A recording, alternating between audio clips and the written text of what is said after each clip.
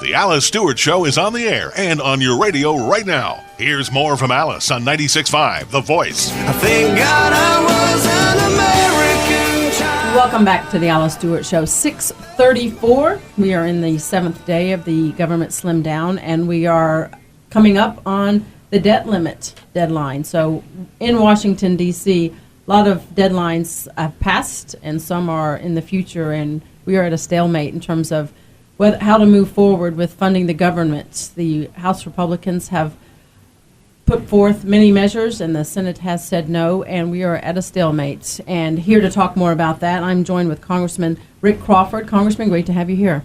Hey, good to be here. First off, I want to just ask you about this. What's the atmosphere like there in Washington? We just spoke with Bob Dane with the Immigration Reform Group, and he says that there's gridlock, there's no dust storm through Washington. He says it's busy there in Washington. What's the atmosphere like? Well, I mean that's true. I think this is one of those towns where you might see government shutdown affect other parts of the country. It doesn't seem to be having much of an effect here in terms of the hustle and bustle and kind of the general feel of what takes place from day to day here in Washington. It sort of feels the same. But when you're in the Capitol and on the Capitol grounds and the complex and the tunnels and so on, it's a little slower, and that there's been a good number of folks that have been furloughed, so it's a little bit slower, but it's very tense, and I think emotions are pretty frayed right now, and it's just a tense atmosphere, a tense environment here on Capitol Hill.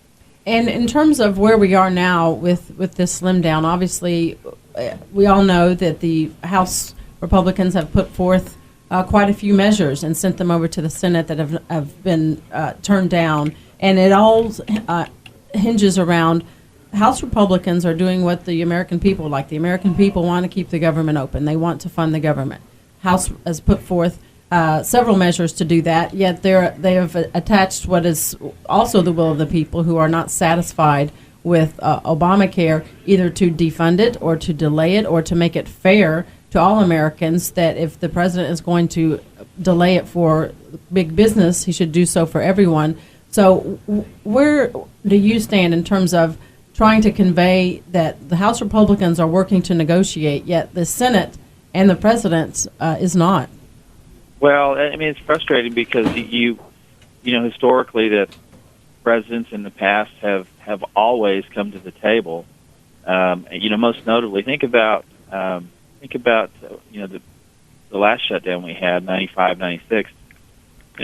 President Clinton was a negotiator. He came to the table, and if you recall, he had was sent welfare reform 3 times.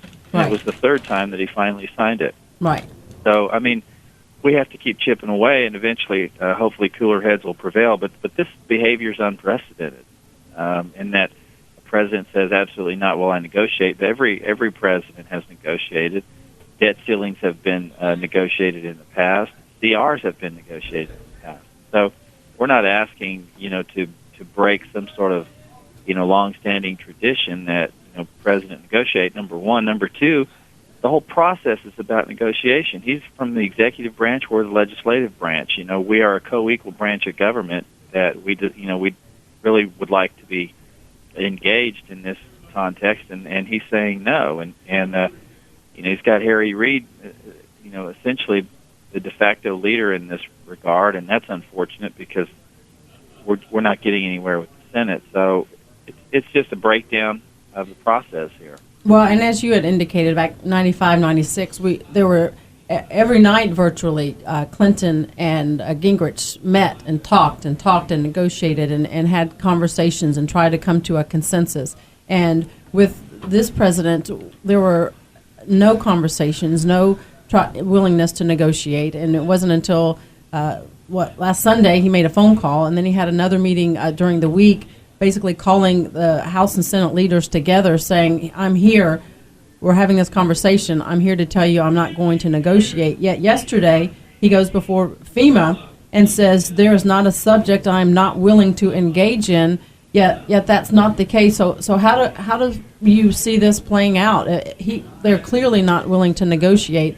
What's the mood there in the House in terms of what do you do from here moving forward? Well, it's frustrating, but the old saying, we can't negotiate with ourselves. I mean, there are Republicans that are coming up with a lot of ideas. What can we do? What can we get them to do that they would be amenable to? And I don't know that there's anything we can do. And so here we are, as you said, it's somewhat of a stalemate, an impasse that, waiting for the other side to blink. And that's unfortunate because, as you indicated with Newt Gingrich and Bill Clinton, they were probably as far apart politically as two individuals could be, and yet somehow they managed to, put the time in, get together, and meet, as you said, and get something done. And what we're seeing here is just a refusal on part of the president to engage us in any way, shape, or form. So unless and until he decides that he's got to put that aside and recognize that there is a precedent for this and that there is a procedure, I really wouldn't hazard a guess on what to expect in the coming days and weeks. But we certainly have a deadline ahead of us next week, and I think we're all conscious of that. And Congressman, what often gets lost in this is there's so much focus on the government slim down, and that what House Republicans were trying to do all along was fund the government, yet defund or delay or make more equitable Obamacare, because the House recognizes the outrageous cost and price tag associated with Obamacare. Well, and that's a huge point, and I think that we haven't done a good job in talking about exactly what Obamacare means in terms of adding to our debt. $1.3 trillion in new entitlement spending in the middle of a debt crisis, and that to me is unconscionable. So I think we need to shine a light on that, and the American people may come to realize that it's just bad policy. When you think about the fact that interest rates will normalize at some point in the near future, I'm thinking within 12 to 24 months, and others agree with that. But if interest rates just normalize, and by normalize I mean going back to an 2008 rate. So if we see interest rates go up to about 5%, that's not bad for a house, but it doubles our cost of money. And why that matters is because it makes interest on our national debt the single biggest line item in the federal budget, surpassing even defense. What we're doing is piling on debt at a time when we can least afford it, and at a time when we know that there is about to be a movement within the very near future, within, like as I said, within probably 12 to 24 months, when we're going to start to see interest rates move back to a normal rate because they're being artificially suppressed right now.